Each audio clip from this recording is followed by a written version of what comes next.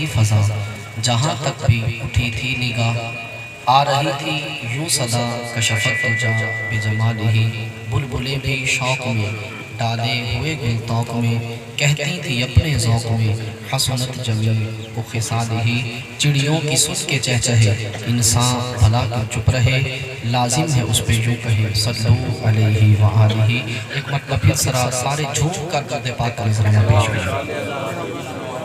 مولا صلی وسلم دائما ابدا علی حبیبک خیر الخلق کلہم، منزہ عن شریک فی محاسنہ فجوہر الحسن فیہ غیر منقسم، مولا صلی وسلم دائما ابدا علی حبیبک خیر الخلق کلہم۔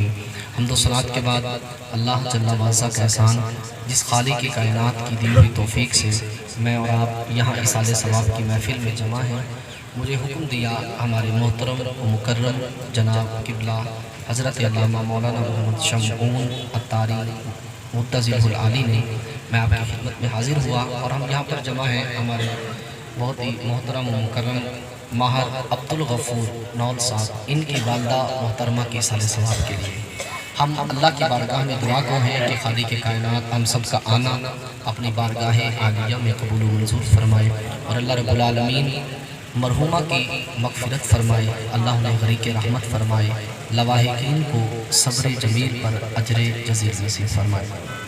میرا مزاج اسی طرح کا ہے، آپ توجہ میری طرف رکھیے گا۔ ابھی بھی ہم ایک کلخانے سے ہی آ رہے ہیں، یہ میرے ساتھ تھے ہماری کمیٹی کے ہیں چودھری مظہر عباس ورک صاحب، ہمارے ساتھ ہی تھے، ادھر سے ہی ہم ادھر آپ کی طرف آئے، تھوڑا سا ہم نے راستہ میں انتظار کیا، آپ کی طرف پہنچے ہیں۔ میرا مزاج بالکل یہی ہے، آپ توجہ رکھیں گے تو انشاءاللہ اللہ نے چاہا تو ہم کچھ اپنے دامن میں آج کی اس محفل سے لے کر جائیں گے۔ ہمارے اور آپ کے آنے کا مقصد کوئی کھانا پینا نہیں ہے، اور نہ ہی یہ مقصد لے کر آیا ہے۔ یہ مقصد ہوتا ہے کہ ہمارے بھائی جو ماہر عبدالغفور صاحب ہیں، ان کے ساتھ ایک تعلق تھا، تو ان کی والدہ جب دنیا سے چلی گئی تو ہم اس کو صبر دینے کے لیے ان کے ساتھ اپنی محبت کا اظہار کریں، اور ان کی والدہ کے لیے کوئی ایصال ثواب کے اپنے منہ سے جملے نکال کے آئے وہاں پر جو ان کے لیے ذریعہ نجات بنے، کیونکہ نبی پاک علیہ السلام نے ارشاد فرمایا، حضور فرماتے ہیں امتی امت مرحومہ، آقا فرماتے ہیں کہ میری امت امت مرحومہ ہے، فرمایا تدخلوا قبورہا بذنوبہا، فرمایا جب یہ فوت ہوں گے تو یہ گناہگار ہوں گے، جب یہ قبروں میں جائیں گے تو گناہگار ہوں گے، وَتَخْرُجُ مِنْ قُبُورِهَا لَا ذُنُوبَ عَلَيْهَا، فرمایا جب یہ قیامت کے دن اپنی قبروں سے نکلیں گے تو ان پر ایک گناہ بھی باقی نہیں ہوگا۔ یہاں پر اگر میں گرامر کے اعتبار سے بات کروں تو یہ لا جو ہے یہ نفی کی جنس کے لیے ہے، لا ذنوب علیہا، فرمایا جن سے گناہ کی نفی کر دیا نبی علیہ السلام نے، فرمایا کہ اس پر ایک گناہ بھی باقی نہیں ہوگا، ایک گناہ بھی باقی نہیں ہوگا۔ ہم عرض کرتے ہیں محبوبہ بندہ گیا تھا گناہگار تھا، آپ فرماتے ہیں کہ جب قبر سے نکلے گا تو ایک گناہ بھی باقی نہیں ہوگا، سنیو یہ کیسے ہو گیا؟ حضور فرماتے ہیں اس کی وجہ یہ ہے تُمَحَّصُ عَنْهَا بِإِسْتِغْفَارِ الْمُؤْمِنِينَ لَهَا، فرمایا اس کے گناہ مٹنے کی وجہ یہ ہے وہ تو دنیا سے چلا جائے گا لیکن اس کے مؤمنین مسلمان بھائی اس کے لیے مغفرت کی دعا کریں گے، اس کی برکت سے اللہ اس کے سارے گناہوں کو مٹا دے گا۔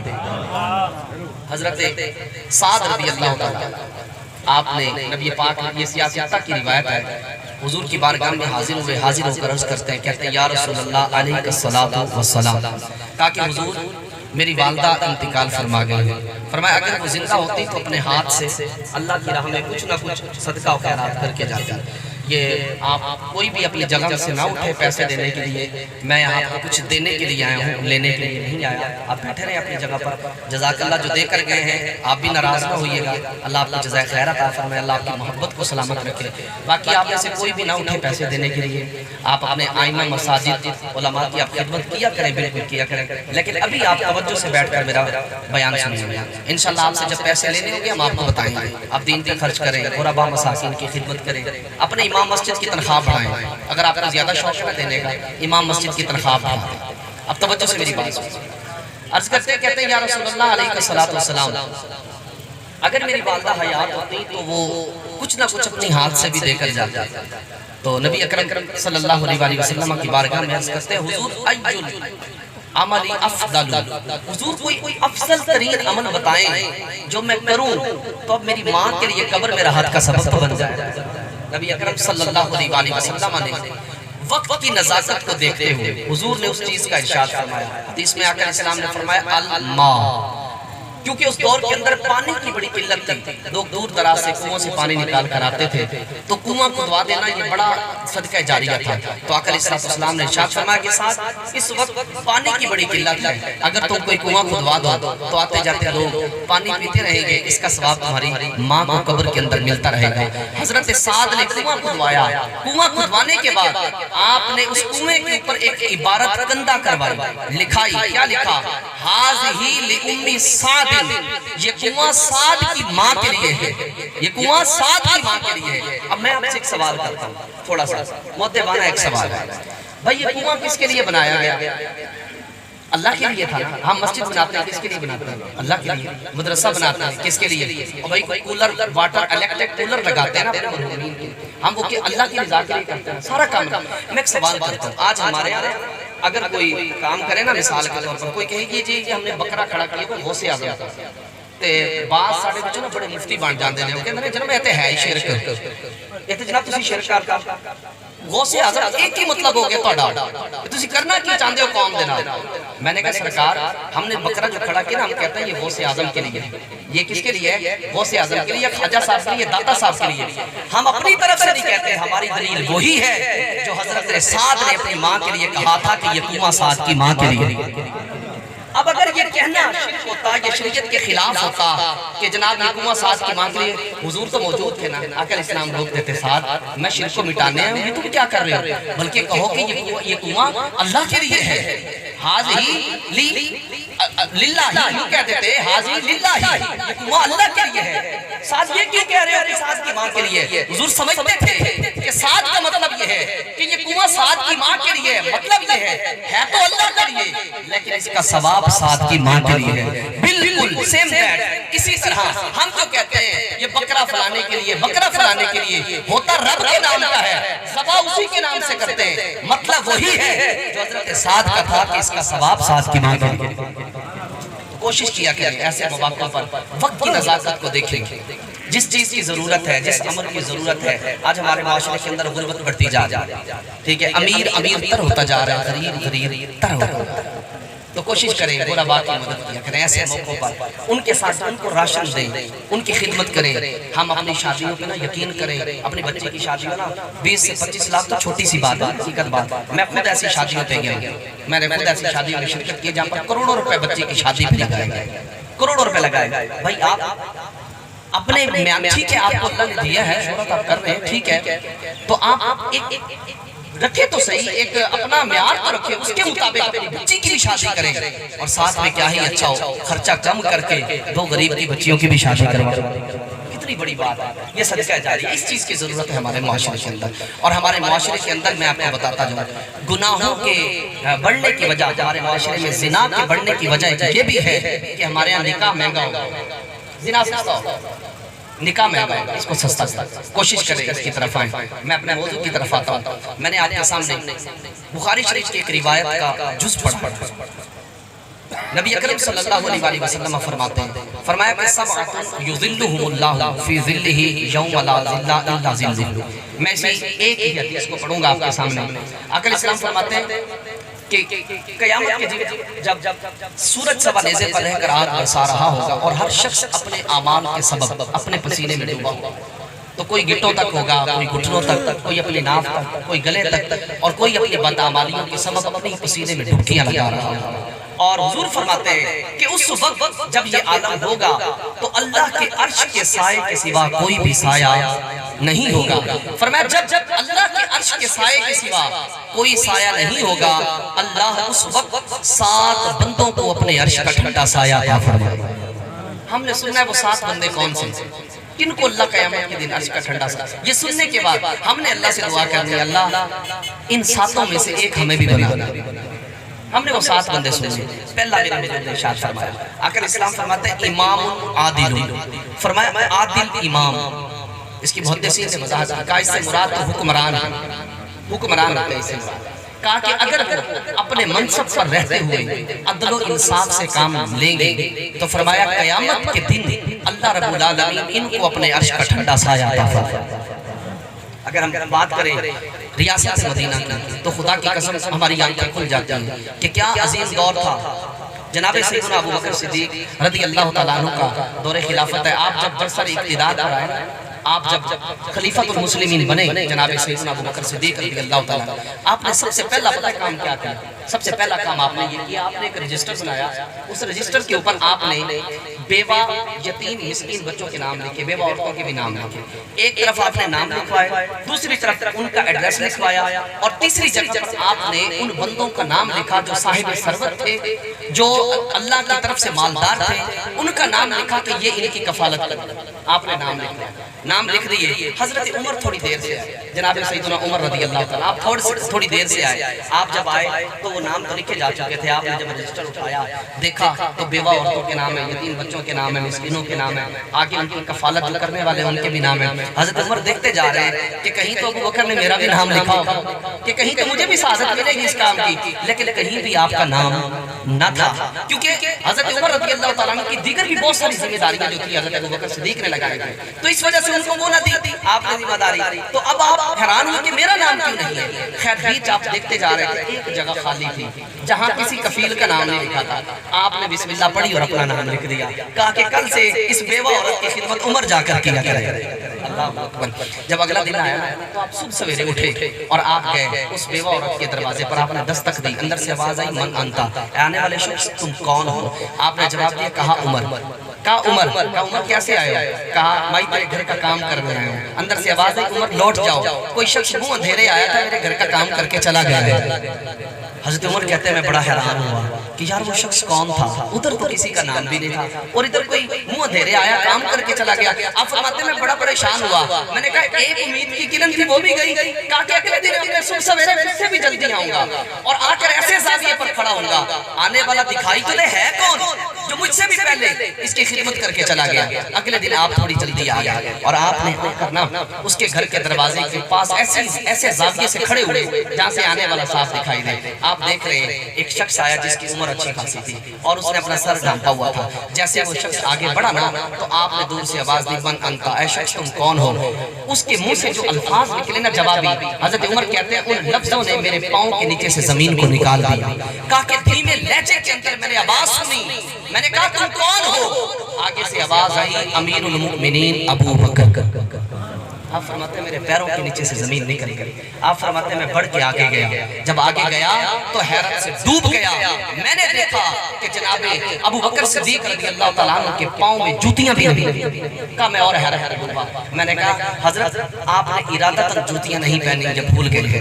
تو حضرت ابو بکر صدیق نے کہا جان بوجھ کے نہیں پہنی. عمر کہا کہ حضرت کیا بات تھی, پیسے نہیں تھے, یہ جوتی نہیں تھی, بتائیں تو صحیح وجہ کہ آپ خلیفۃ المسلمین ہیں. ایک وہ بھی ریاست مدینہ کا دور تھا حضرت, خلیفۃ المسلمین تھے اور انداز پروٹوکول کا دیکھتے ہیں. قربان جاؤں کہ بیوہ کا حق اس کے گھر تک دینے جا رہے ہیں. یہ انداز ہوا کرتا تھا ان لوگوں کا, بڑا انداز تھا.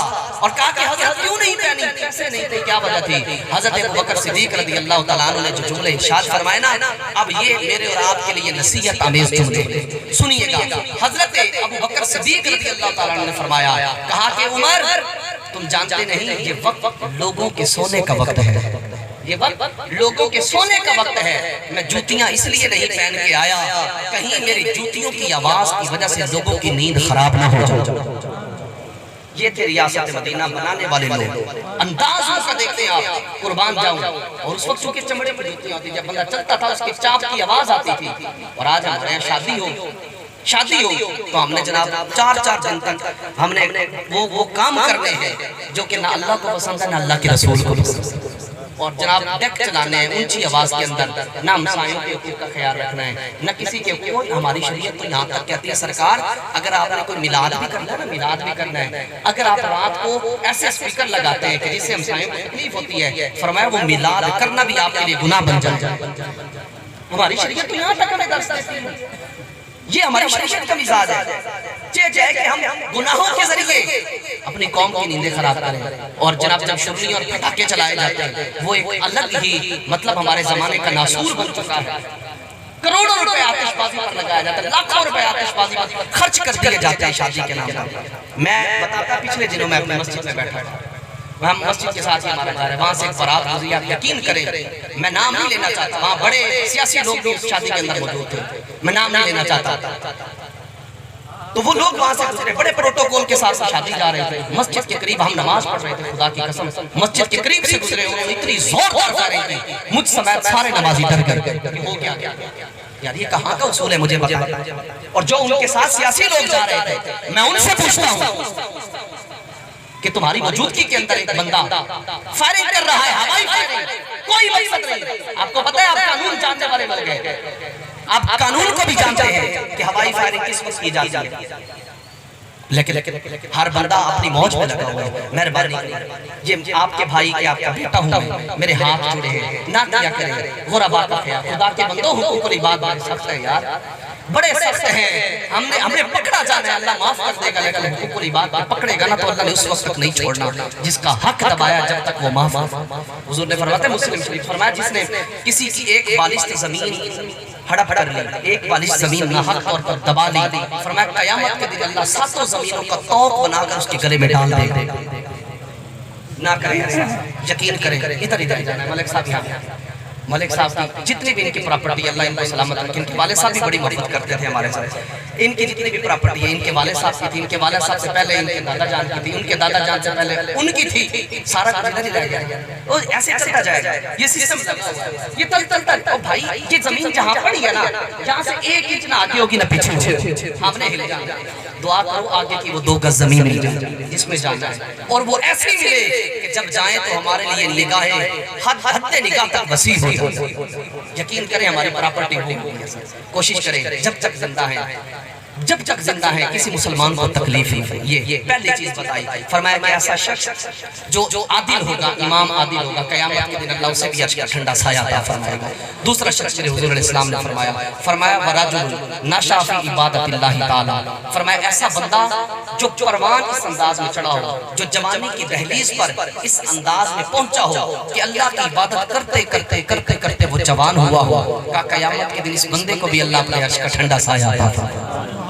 تیسرا بندہ میرے حضور نے ارشاد فرمایا, آقا اسلام فرماتے ہیں وَرَجُلٌ قَلْبُهُ مُعَلَّقٌ فِي الْمَسَاجِدِ, فرمایا ایسا بندہ جس کا دل مسجد میں لگتا ہوگا اس کو بھی اللہ قیامت کے دن عرش کا ٹھنڈا سایہ عطا فرمائے. ہم مسجدوں کے قریب آئیں, ہم بہت دور ہو گئے.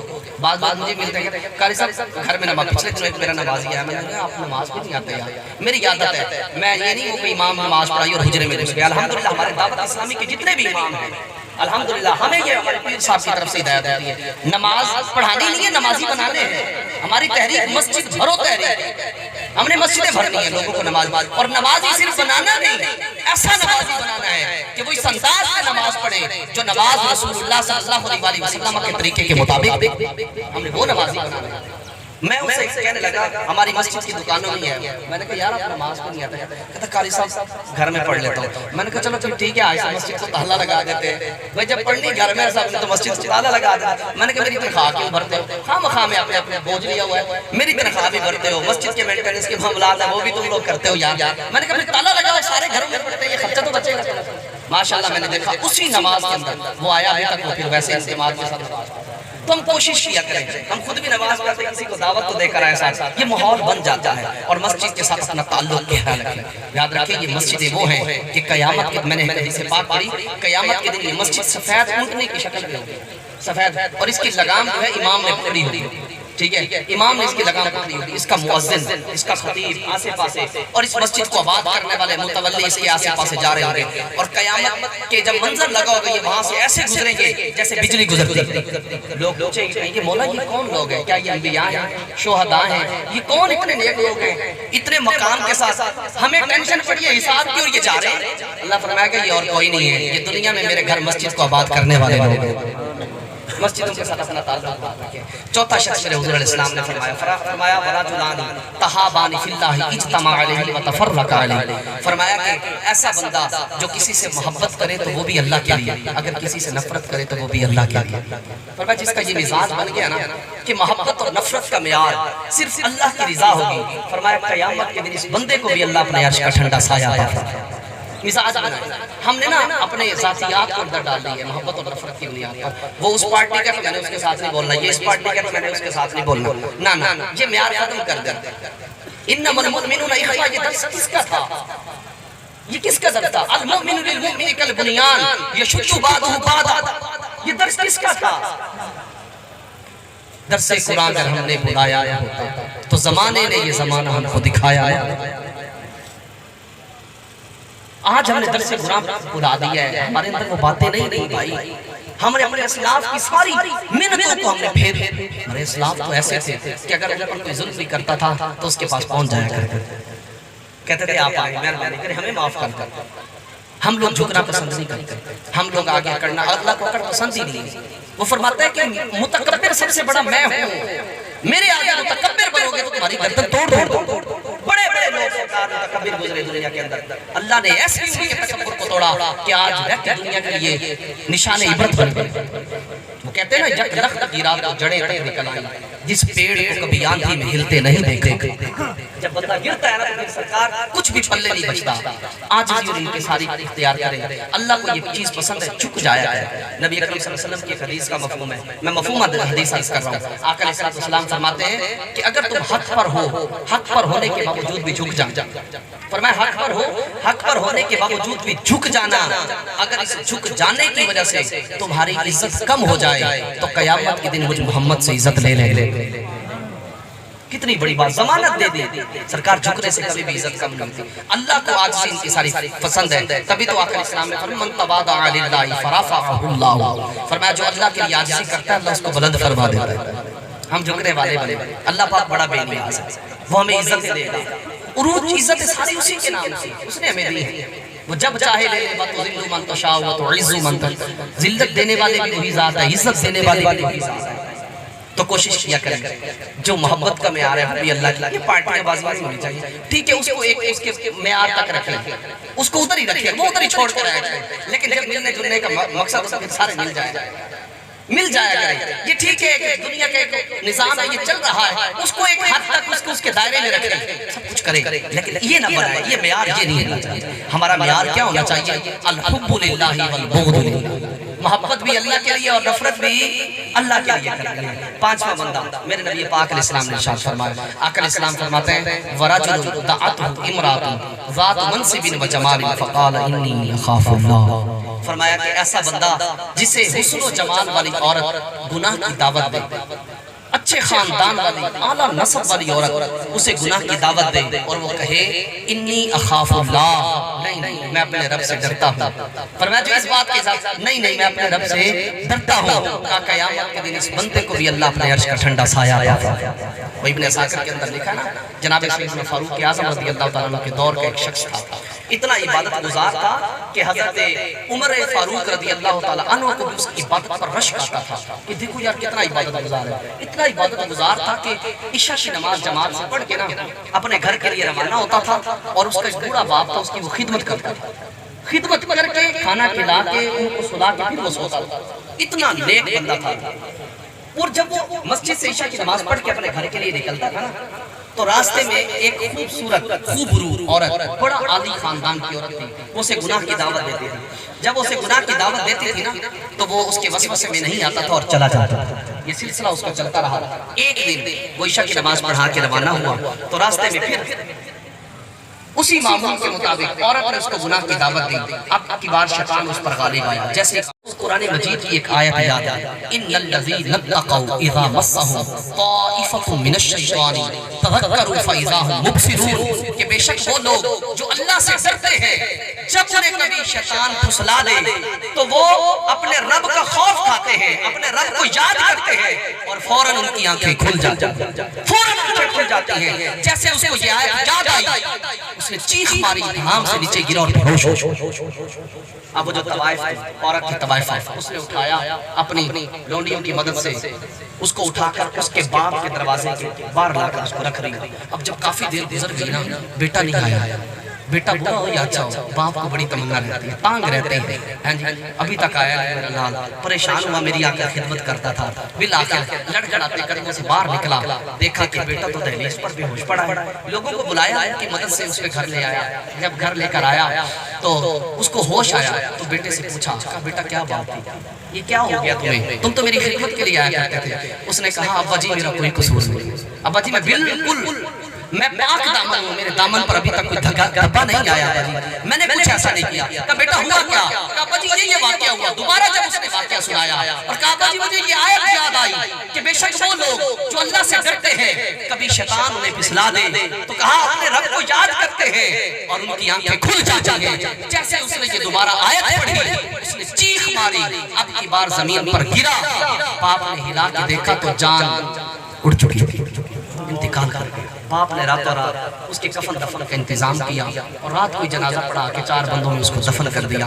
صبح جناب سیدنا عمر رضی اللہ تعالیٰ عنہ کو پتہ چلا، لوگوں نے بتایا حضرت وہ تو جوان رات کا فوت ہو گیا، اس کے والد نے اس کو دفنا دیا۔ آپ نے فرمایا چلو اس کے گھر چلتے ہیں، چلو آپ لوگوں کو لے کر اس کے گھر پہنچے، اس کے باپ کے سامنے تعزیت کی، کہا کہ کیا ہوا کیا؟ اس نے بتایا جی یوں واقعہ ہوا۔ تو حضرت عمر کہنے لگے حضور کو ہمیں بتا دیا ہوگا، ہم اس کے جنازے میں آتے ہیں، ہم بھی اس کے جنازے میں آتے ہیں۔ کہنے لگا حضرت وقت بہت تھا، میں نے مناسب نہ سمجھا آپ کو بلانا، رات کافی ہو گئی تھی اس لیے خود ہی یہ کر دیا۔ آپ نے کہا کہ اس کی قبر کہاں ہے، آپ لوگوں کو لے کر اس کی قبر پر پہنچے۔ جب اس کی قبر پر کھڑے ہوئے نا تو آپ نے ایک آیت پڑھی، آپ نے فرمایا وَلِمَنْ خَافَ مَقَامَ رَبِّهِ جَنَّتَانِ، کہ جو بندہ اپنے رب سے کھڑے ہوتے ہوئے ڈرتا ہے اللہ اسے 2 جنت عطا فرماتا ہے۔ خدا کی قسم کتابیں اٹھا کر دیکھو، ابن اساکر نے لکھا ہے قبر کے اندر سے آواز آئی، جوان نے کہا امیر المومنین مبارک ہو، میرے رب نے مجھے 2 جنت عطا فرما دی۔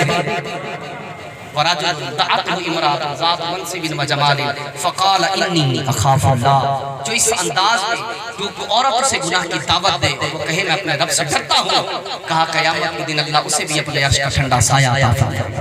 چھٹا بندہ میرے نبی پاک اسلام نے ارشاد فرمایا جسے اللہ قیامت کے دن عرش کا ٹھنڈا سایہ عطا فرمائے گا، فرمایا کہ وَرَجُلٌ تَصَدَّقَ بِصَدَقَةٍ فَأَخْفَاهَا حَتَّى تَعْلَمَ شِمَالُهُ مَا تُنْفِقُ يَمِينُهُ، فرمایا ایسا بندہ جو اللہ کی راہ میں خرچ کرے، اس انداز میں خرچ کرے اس کا دایاں ہاتھ دے تو بائیں ہاتھ کو خبر بھی نہ ہو۔ فرمایا قیامت کے دن اس بندے کو بھی اللہ اپنے عرش کا ٹھنڈا سایہ عطا فرمائے۔ اتنا مبارک شخص ہے۔ اور 7واں شخص جس کو قیامت میں ان کی تفصیل میں نہیں جاتا، 7واں شخص جسے اللہ نے قیامت کے دن عرش کا ٹھنڈا سایہ دینا ہے، حضور فرماتے ہیں وَرَجُلٌ ذَكَرَ اللَّهَ خَالِيًا فَفَاضَتْ عَيْنَاهُ، فرمایا ایسا بندہ جو تنہائی میں بیٹھ کر اپنے رب کا ذکر کرے اور اس کی آنکھوں میں سے آنسو روا ہوں تو قیامت کے دن اس بندے کو بھی اللہ اپنے عرش کا ٹھنڈا سایہ عطا فرمائے۔ رب سے دعا کریں اے اللہ ہمیں بھی ان 7 میں سے کوئی ایک بنا دے تاکہ ہمیں بھی عرش کا ٹھنڈا سایہ ملے۔ کوشش کیا کریں، ایسے اعمال کریں، ایسے افعال کریں کہ قیامت کے دن ہمارے لیے بھی بخشش کا ذریعہ بنے اور ہمارے جو دنیا سے چلے جاتے ہیں ان کے لیے بھی کوشش کیا کریں۔ میں بات عرض کرتا ہوں، یہ شعبان المعظم کا مہینہ ہے، میں اس پر بھی تھوڑا سا عرض کر دوں۔ شعبان المعظم کا مہینہ ہے، نبی اکرم صلی اللہ علیہ وسلم کے صحابی حضرت اسامہ بن زید سنن نسائی کی روایت ہے، حضور علیہ السلام کی بارگاہ میں عرض کرتے ہیں، کہتے ہیں یا رسول اللہ علیہ السلام میں آپ کو سب مہینوں سے زیادہ شعبان المعظم کے مہینے کے روزے رکھتے ہوئے دیکھتا ہوں، حضور اس کی کیا وجہ ہے؟ نبی اکرم صلی اللہ علیہ وآلہ وسلم نے ارشاد فرمایا ذالک شہر یغفل الناس فیہ بین رجب و رمضان، حضور نے فرمایا رجب اور رمضان کے بیچ میں ایک مہینہ ہے جس سے لوگ غافل ہیں، اس کے بارے میں نہیں جانتے جس کی عظمت کیا ہے، کہا کہ لوگ غافل ہیں۔ حضور نے فرمایا وذالک وہو شہر ترجع فیہ الاعمال الی رب العالمین، فرمایا یہ ایسا مہینہ ہے اس مہینے میں تمام مخلوق کے اعمال اللہ کی بارگاہ میں پیش کیے جاتے ہیں۔ حضور فرماتے ہیں فاحب، اب اپنی وجہ بتائیں کہ میں کیوں روزہ رکھتا، فرمایا فاحب ان یرجع عملی وانا صائم، فرمایا میں پسند کرتا ہوں کہ جب میرا عمل اللہ کی بارگاہ میں پیش ہو تو میں روزے کی حالت میں ہوں۔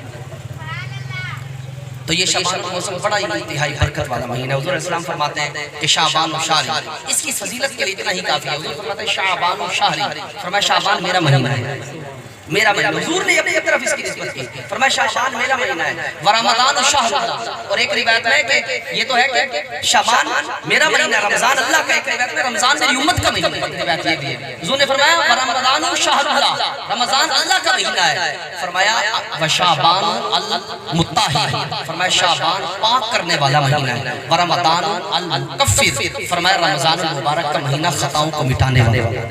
آج ہم یہاں اصالِ ثواب کی محفل میں جمع ہیں، کوشش کیا کریں اس طرح کا اصالِ ثواب۔ یاد رکھیے گا اصالِ ثواب کا مطلب جو ہوتا ہے وہ ہم لوگوں نے جو بنا لیا نا ٹرینڈ، شمون صاحب بھی پہلے عرض کر رہے تھے، میں اسی بات پر تھوڑا سا کہتا ہوں، ہم لوگوں نے ٹرینڈ بنا لیا نا، یہ نہیں ہوتا کہ جناب جب تک ہم دیکھیں نہ پکائیں تو جناب جب تک پروٹوکول نہ، اس طرح کا۔ اصالِ ثواب کا مطلب ہوتا ہے کچھ پڑھ کے مرحومین کے لیے اصال کرنا، ان کے لیے دعا کر کے ان کو پہنچانا، بس اتنا مقصد۔ یہ ہم نے جو ان چیزوں کو اپنے اندر انوالو کر لیا کہ جب اس وقت تک اصالِ ثواب ہوگا ہی نہیں، جب جناب 100-150 دیکھ نہ پکائی جائے، جناب 1000 بندے کو نہ بلایا جائے، مقصد نہیں ہوتا۔ ہم مقصد فوت کرتے جا رہے ہیں، ہم ان کو رسم بنا رہے ہیں، رسم نہ بنائیں، مقصد کو مقصد دیں، مقصد کو مقصد سمجھیں۔ اگر ایک بندہ اس کے پاس استطاعت نہیں ہے، وہ نہیں کر سکتا، بہتر اس کے لیے یہی ہے کہ وہ گھر میں بچوں کو بلا لے مدرسے کے قرآن خوانی کروا کے، کوئی گھر میں اگر وہ کھانا گھر کے لیے بنائے، وہی خود بیٹھ کے کھا لے، مرحومین کے لیے دعا کر دے، یہی ذریعہ نجات ہے، یہ بھی برکت۔ ہاں کوئی اگر زیادہ صاحب استطاعت ہے، کوئی زیادہ ہے تو وہ خیرات کا سسٹم کر سکتا ہے، تو وہ جناب اصالِ ثواب کے ساتھ یہ خیرات کا سسٹم بھی کر، اس کی اپنی مرضی ہے، وہ کر سکتا ہے تو کرے، لیکن یاد رکھیے گا بار بار یہ اصالِ ثواب ہے، اصالِ ثواب کرنا یہ شریعت کے عین مطابق ہے۔ صحابہ کرام رضوان خود کیا کرتے تھے، ہمارے اسلاف اس بات کو کیا کرتے تھے، اصالِ ثواب کرنا عین شریعت کے مطابق، اس کو غلط نہ کہا کرنا۔ یہ بالکل قرآن مجید فرقان حمید کے اندر اس کے دلائل موجود ہیں کہ وہ لوگ جو دنیا سے چلے جاتے ہیں، ان کے جانے کے بعد جو پیچھے رہ جاتے ہیں، وہ ان کے لیے مغفرت کی دعا کرتے ہیں۔ یہ دعا ہی اصالِ ثواب، ہم یہ کیا کریں اور مرحومین کے اصالِ ثواب کے لیے مدارس بنائیں، اس طرح کے سسٹم کریں، مدارس جہاں بنے ہوئے ہیں بچوں پر جا کر خرچ کریں، بیوہ عورتوں کی مدد کریں، جو یتیم بچے ہیں، جو مسکین ہیں، ان کی کفالت کا انتظام کریں، کوشش کریں۔ اللہ پاک ہم سب کو عمل کی توفیق عطا فرمائے۔ اور والدین کے حوالے سے میں ایک حدیث عرض کروں، مجھے جو ٹائم دیا میں انشاءاللہ اسی پر اپنے بیان کو کنکریٹ کر دوں گا، جو مجھے ٹائم دیا گیا۔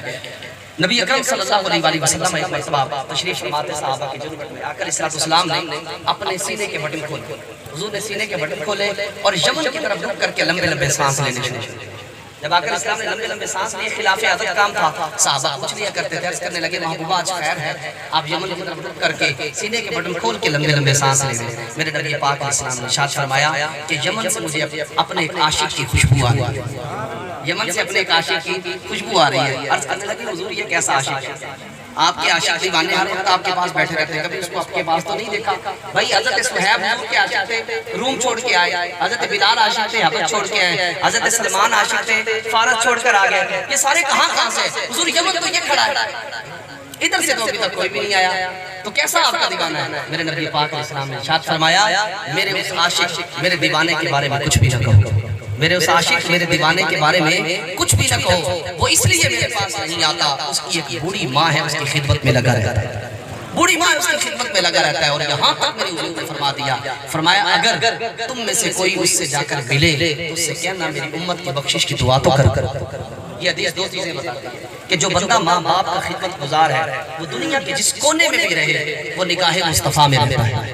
نمبر 2، جو ماں باپ کا خدمت گزار ہے وہ دنیا کے جس کونے میں بھی بیٹھا ہونا اللہ اس کی دعاؤں کو قبول فرما لیتا ہے۔ ماں باپ کی خدمت کیا کریں، جن کے ماں باپ سلامت ہے اور جن کے دنیا سے چلے گئے، آقا اسلام فرماتے ہیں من زار قبر ابویہ او احدہما فی کل جمعۃ، فرمایا کہ جو بندہ اس کا ایک والد صاحب یا والدہ دونوں دنیا سے چلے گئے ہو یا کوئی ایک چلا گیا ہو، فرمایا ہر جمعے کو ان کی قبر پر جائیں اور جا کر ان کے لیے دعا کریں، آقا اسلام فرماتے ہیں اللہ اس کی بخشش بھی کر دے گا اور اس کو والدین کے ساتھ بھلائی کرنے والا بھی لکھ دے گا۔ کوشش کیا کریں اپنے والدین، یہ ساری چیزیں سارے سوال سے تعلق رکھتی ہیں، ساری چیزیں کوشش کیا کریں اس طرح کے اعمال، اس طرح کے افعال کریں کہ ہم خود بھی اس سے اپنے اندر سدھار پیدا کریں اور ہمارے مرنے والوں کے لیے بھی ذریعہ نجات بن جائے۔ نبی پاک علیہ السلام نے تو یہاں تک فرمایا کتاب الجنائز بخاری شریف کے اندر آقا اسلام فرماتے ہیں کہ جب مرنے والا مر جاتا ہے تو 2-3 بندے کھڑے ہو کر یہ کہتے ہیں جی مرنے والا نیک تھا، حضور فرماتے ہیں اللہ اس کی مغفرت فرما دیتا ہے۔ صرف ہم نے جناب دو لفظوں کا مجموعہ اپنی زبان سے نکالا، ہونٹوں کو ہر کر دی جی نیک تھا بس، اچھا تھا بندہ مرنے والا، فرمایا کہ اللہ اس کی مغفرت فرما دیتا ہے۔ صحابہ نے عرض کی حضور اگر دو ہو تو آقا اسلام نے فرمایا تب بھی مغفرت فرما دیتا ہے۔ صحابی نے اپنا عقیدہ دیا کہ ہم نے ایک کے بارے میں تو نہیں پوچھا لیکن میرا یقین ہے اگر ہم پوچھ لیتے کہ کوئی ایک کہتے مرنے والا نیک تھا، کہا حضور تب بھی یہی فرماتے ہیں کہ اللہ مغفرت فرما دیتا ہے۔ کوشش کیا کریں ہم اس طرح کے کام کریں کہ ہمارے مرحومین کے لیے ذریعہ نجات بنے۔ اللہ پاک ہم سب کو عمل کی توفیق عطا فرمائے۔ آخر ہے اللہ دے گھر دا پلستر ہوندا کھڑا ہے تے اماں دے ثواب واسطے اللہ دے گھر دی خدمت کرو، پلستر ہوندا کھڑا ہے، مستریاں دی تے سیمنٹ دی بڑی ضرورت ہے۔ چلیں جی آپ نے جو مجھے بیان کے پیسے دینے تھے میں نے روک دیے تھے، ان کو دے دیں مسجد کی خدمت۔ وقت جب بندا یہ ادھر بھی رکھے ہوئے تھے، ان کو دے دیں، یہ لے لیں۔